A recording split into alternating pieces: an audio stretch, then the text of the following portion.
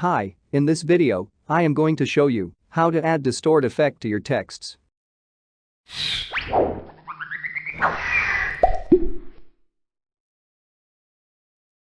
So, first select your typing tool and type your text.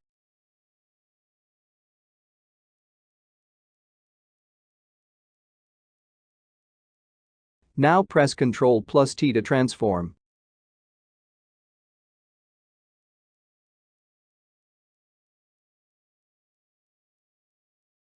Then right-click and choose Convert to Smart Object.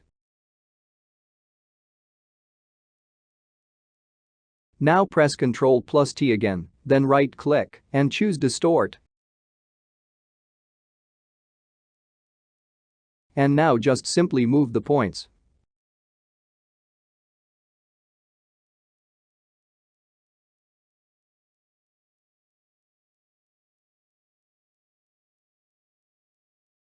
I hope that you would have liked this video, and if you did, please subscribe to my channel and like this video.